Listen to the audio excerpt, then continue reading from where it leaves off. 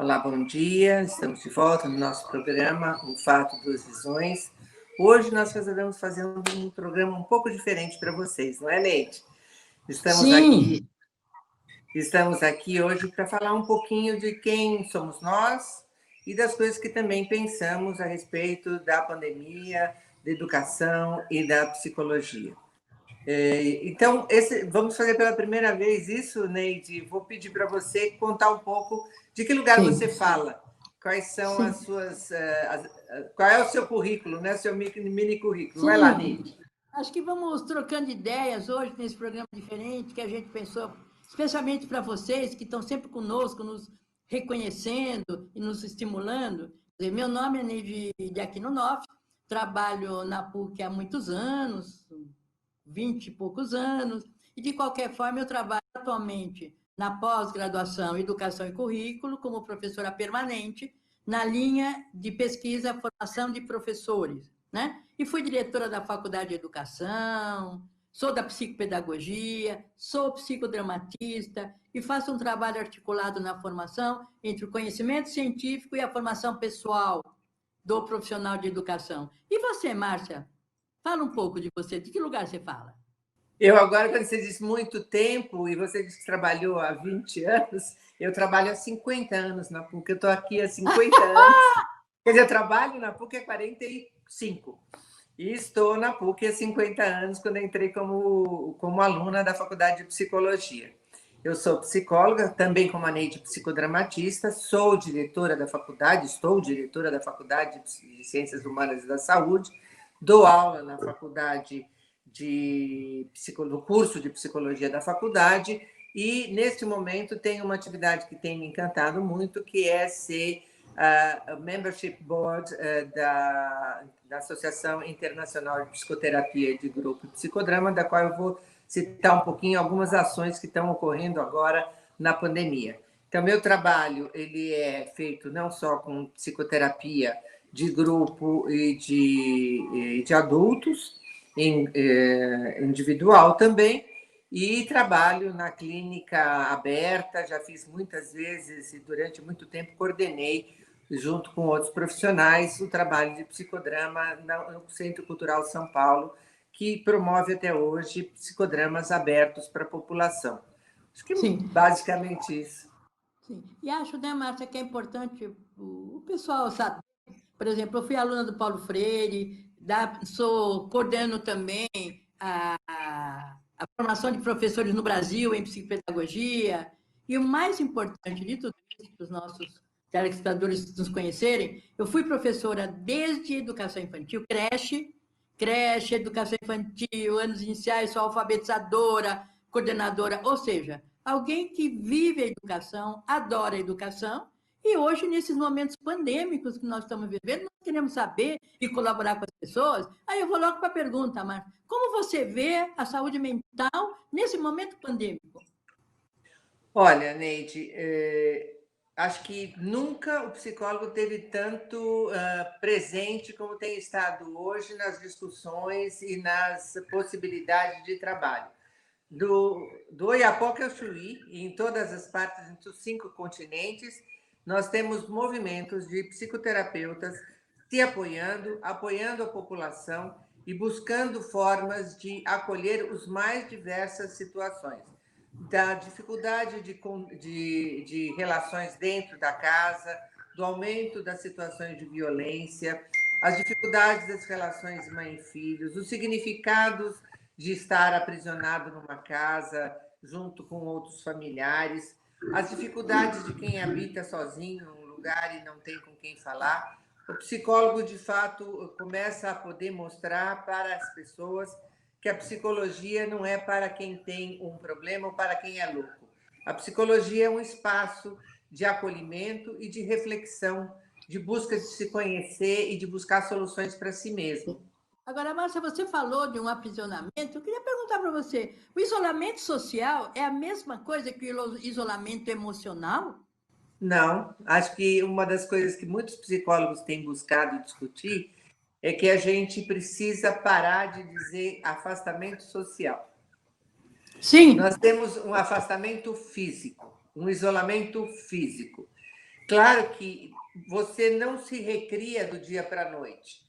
E, portanto, a facilidade ou dificuldade de cada uma das pessoas de lidarem com o que está acontecendo agora tem muito a ver com as pessoas que elas eram antes da pandemia, né? As pessoas com mais recursos, menos recursos, mais facilidade de acolhimento ou menos, né? Você Pessoas... sabe que na minha área, Márcia, às vezes não é desse jeito. Algumas pessoas no isolamento social estão criando barreiras para o isolamento emocional, principalmente para as crianças, né? Vou te amolar. Não é um Fala. isolamento social, é um isolamento físico. Físico. Eu entendo. Acho que é mais isolamento, né? Mais na questão, os pais estão tirando das crianças, óbvio, por causa da pandemia, a possibilidade de relacionar-se com outras crianças, porque a criança tem o impulso de abraçar, beijar, brincar, etc. E isso sim está trazendo um prejuízo bastante grande, né? E que a gente tenta contornar na educação, com outras situações que a gente tem orientado muitos pais, no sentido que a família tem que ser um elemento de articulação nesse momento, mesmo despreparada. Mesmo despreparada. Quando você diz que ela é despreparada, é uma questão que eu queria te perguntar, né? Porque assim, eu vejo muitos pais reclamando que eles não são professores, que eles não sabem ensinar, que os professores estão demandando deles atividades e tarefas que eles não sabem dizer. Como é que anda essa questão da educação? Talvez a gente pudesse ir parte por parte, começando pelas crianças pequenas, e aí a gente vai falando um pouco dos outros estágios da educação. Sim, eu vou contar um pouco uma historinha, porque professora conta história, né? Conta história. Meu neto de 9 anos falou, vó, eu não estou gostando tanto da atividade remota. Eu acho que é legal, eu estou junto com a minha mãe fica junto comigo, porém, na presencial tinha distrações. O que é distrações? Caiu uma borracha, todo mundo ria, a professora recebia uma colega na classe, então as mães estão levando essa tarefa bastante a sério. Então, lembrar para as mães que elas não são professoras, mas professora não significa, ao dar aula, ficar o tempo inteiro em cima do conteúdo, mas a gente conversa, a gente troca ideias. Então, na verdade, a família está despreparada nesse sentido, porque o que está fazendo é uma imagem de professora que dá aula. E nós damos aula, mas nós dialogamos, atendemos nossos alunos. Mas como fica, Neide, esse diálogo? Como tem ficado esse diálogo, esse trabalho, quando você está fazendo esse atendimento absolutamente online? Então, o diálogo, nós temos que aprender a dialogar, as pessoas não sabem. Primeiro, estou falando de um diálogo de mãe, filha, família e dentro da própria família. O marido, a esposa, a companheira, enfim, uma relação familiar. E o diálogo fica porque ele conversa com os outros amigos. Eu também tenho outro neto de 4 anos que adora, que faz atividades remotas e brinca muito e conta para os colegas, por exemplo. Eu fui na casa da minha avó, eu dei um dominó para ele. Deu um dominó. Então, assim, esse diálogo, quando a criança espontaneamente comenta com a outra, e não necessariamente o conteúdo escolar. Então, nós temos que abrir o diálogo para todos, nós temos que aprender a conversar, não a resolver os outros. Eu tenho um cliente cujo filho tem 6 anos. Ele vai fazer 7 anos, ele aprendeu a lidar com o Google Meeting e ele organiza encontros com os coleguinhas da classe dele. Sim. E faz shows. Maravilha. E faz shows, né? Eu acho que a gente também precisa entender que a criança pode desenvolver uma certa autonomia nesse trabalho. Eu fiquei pensando... Esses games, né, Márcia? Como eles chamam, esses games, esses jogos, eles permitem uma interação com colegas, não só da mesma escola, etc., mas até fora do estado deles. Né? Eu sei de notícias que eles trabalham, meu neto mesmo brinca com pessoas, com crianças que estão, por exemplo, em Curitiba, em Brasília, porque essas crianças se movimentam, então eles aprendem a falar com as pessoas, né? Mas, mesmo assim, nós temos alguns pontos ainda a resolver. Por exemplo, Márcia, nós temos na universidade alunos cegos. Como que lida, como nós estamos lidando na universidade, com quem está em formação, né? E não tem acesso à visão. Por exemplo, a pessoa que eu atendo na universidade, ela é cega de nascença, então ela não tem nenhum conhecimento prévio dessa visão. Então, nós temos hoje desafios que nós não tínhamos no passado, muito grandes, desde a formação até o estudante que está na sala de aula. É este que são os nossos desafios. Não aqueles alunos que têm oportunidades financeiras de ter um computador e tem as coisas, né? Como lidar com as crianças que têm algumas dificuldades e os pais, sinceramente, fazem falta do professor. Eu adoro a psicologia porque está atendendo online.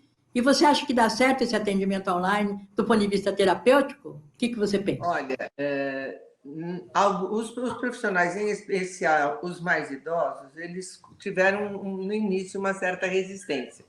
Por outro lado, eles tinham também a dificuldade pessoal de não poderem ir aos consultórios. E, curiosamente, para alguns clientes, isso se transformou num facilitador. A sensação de estar no seu lugar, na sua casa, isso se transformou num facilitador. Para outros, eles foram um dificultador importante. Sentem falta do contato físico, da presença do terapeuta. Então, nessa situação, a gente vem cuidando. O que aconteceu é que algumas pessoas que reagiram negativamente, não querendo ser atendidos pela internet, na medida em que se sentiram mais angustiados ou com mais dificuldade, ou assoberbados por questões que eles já tinham anteriormente, eles acabaram buscando os seus clientes e seus terapeutas e resgatando uma relação de confiança que havia sido construída anteriormente. Além disso, acho que algumas pessoas descobriram que elas podem fazer terapia, que elas podem achar um tempo para elas. Isso tem sido muito produtivo, tem sido muito bom de diferentes maneiras.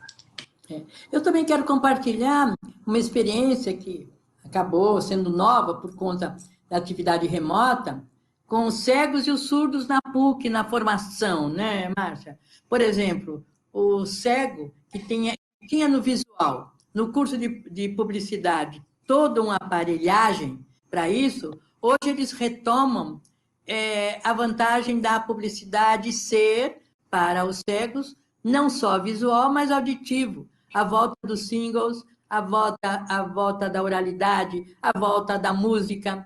E essas pessoas que não têm visão estão tendo a oportunidade de expandir-se, apesar da deficiência e da dificuldade.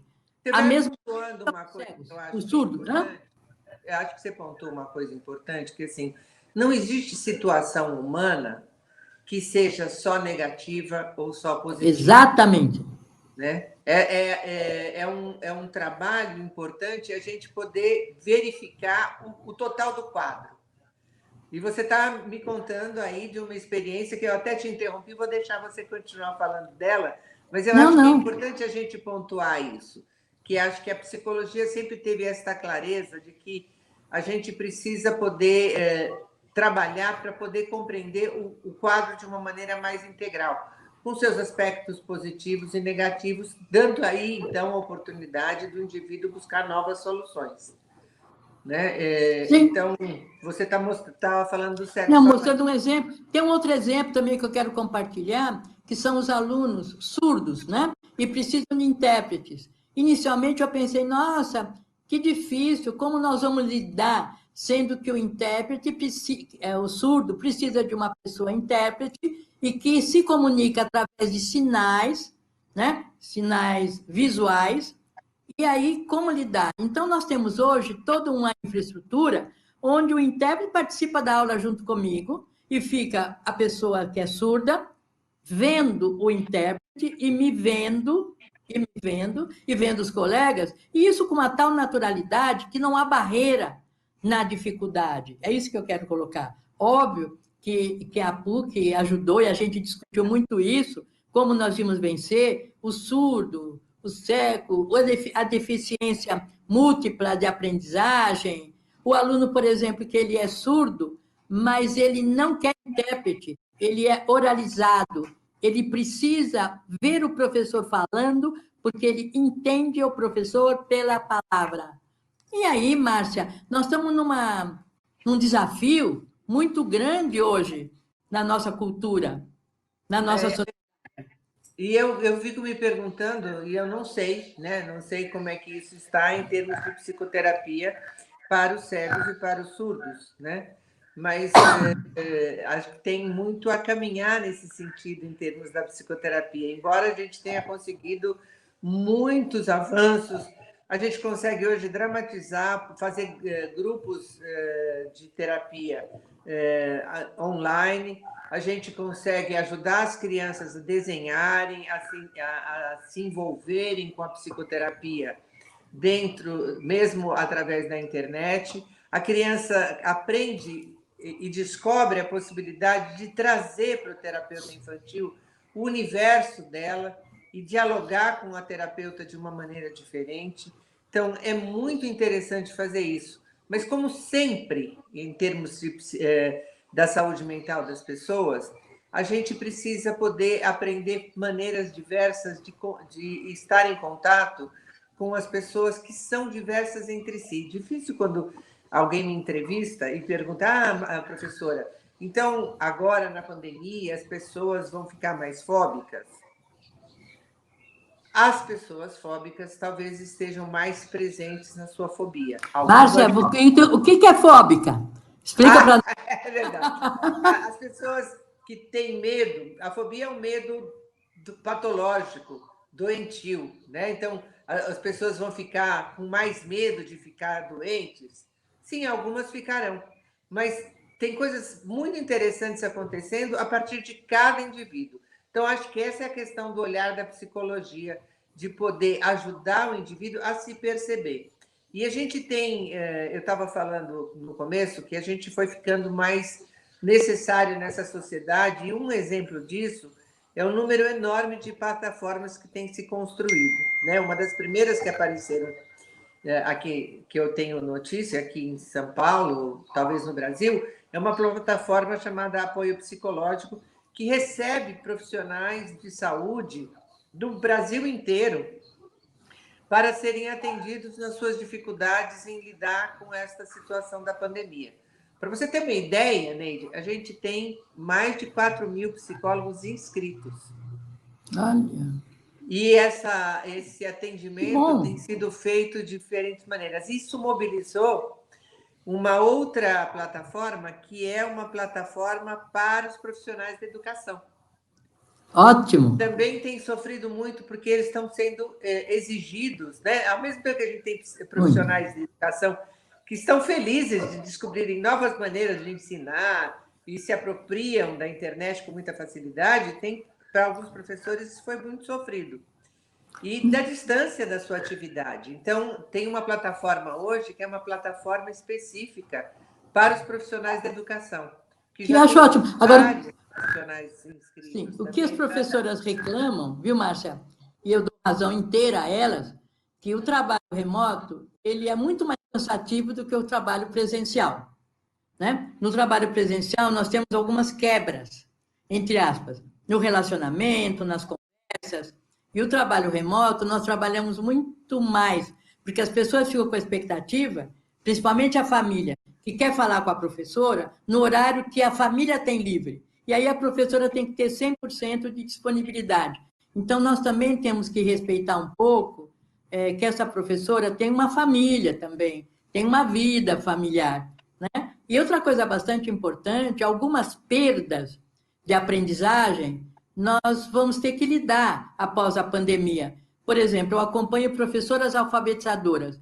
É muito difícil no processo de aquisição de leitura e de escrita, a mãe dá conta de todas as tarefas, porque nós, professores, ao acompanharmos as crianças nesse processo, a gente identifica o início da dificuldade, quando ele realmente apresenta uma dúvida, apresenta um erro, e a gente tem que ficar atenta. A mãe não tem esse perfil, E várias crianças, por exemplo, do segundo ano, que passaram do primeiro para o segundo, de forma automática, apresentam no segundo defasagens na leitura e na escrita. Os pais me preocupam falando, olha, na escola eu pensei que ele estava indo bem, agora que eu estou fazendo lição com ele, ele não consegue ler, não consegue escrever. Que história é essa? Então, também nós estamos descobrindo que algumas situações são essenciais para que a pessoa aprenda. Não é na atividade remota que tudo se resolve. E Nós Neide, relativizar, porque para algumas pessoas essa foi a descoberta do século. A tecnologia vai fazer a gente avançar culturalmente muito. Eu acho que sim. Hoje as pessoas fazem compra pela internet, nós estamos conversando pela internet, estamos nos sentindo próximos, embora distantes fisicamente. Porém, para algumas pessoas, a vida não será assim. Eu vou ter que aprender a assumir as diferenças. você acha que teve algum ganho? Eu acho que tem perda, sim, na educação. Eu vejo isso na educação primária, na educação fundamental 1, no fundamental 2, também na universitária, mas vejo ganhos, né? Sim. O ser humano, ele é um animal que tende a formas de funcionamento bastante organizadas. Quando ele se desorganiza, quando ele não sabe para onde ele vai, isso realmente cria angústia para muitas pessoas, né? Quanto mais a pessoa tem uma vida bem organizadinha e imagina que ela tem, por conta disso, o controle da tua vida, da própria vida, esta situação a leva a um sofrimento psicológico muito grande. Mas ele vai aos poucos aprendendo que, de fato, a vida é mutante e que ele pode buscar outras maneiras de se relacionar.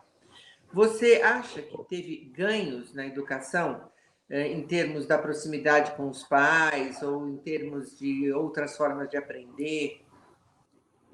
Eu não sei se isso eu chamaria de ganhos. Houve sim uma mudança na composição familiar bastante grande, né? E aí os pais vão ter que aprender a conviver. O que eu tenho dito para os pais, porque no começo o pai não acha isso um ganho, o pai acha isso um desgaste, ele está no computador, a mãe está em outro computador, está todo mundo dentro de casa, não tem quem cuida da criança, as crianças se aproximam dos pais e ficam juntos. Eu, enquanto profissional de educação, acho isso maravilhoso. Deixa a criança junto, vamos ficar junto, para um pouco, fica com ele, porque a criança tem o ritmo dele, né? Mas eu acho que é uma grande mudança assim na forma de se relacionar. Eu tenho dito às famílias, tenham paciência, se queiram bem, retomem a vida familiar, porque as pessoas estavam muito distanciadas.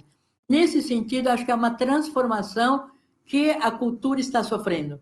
Como se relacionar com o próximo mais próximo, se conhecendo a si mesmo, tolerando o outro, fazendo com que o outro cresça na mão deles, né? Acho que é um aspecto que eu venho enfatizando também com os meus clientes que têm filhos pequenos, né? Eu acho que a gente é muito preocupado em criar atividades para as crianças, em saber aonde que ela vai fazer as férias, ela precisa levar para um acampamento, a criança que agora na pandemia dizia eu não tenho nada para fazer. E esse é uma mudança que eu acho importante para a organização familiar, para as crianças. Primeiro que é educar. Educar faz parte da função paterna, de diferentes maneiras. Também é importante a possibilidade de deixar que as crianças fiquem um pouco por conta delas.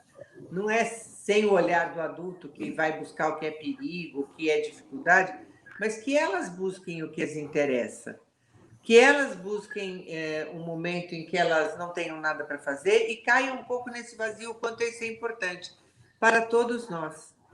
Eu entendo também que essa superprodução de trabalho, ela diz respeito a gente não ter entendido que mudou a forma de trabalho.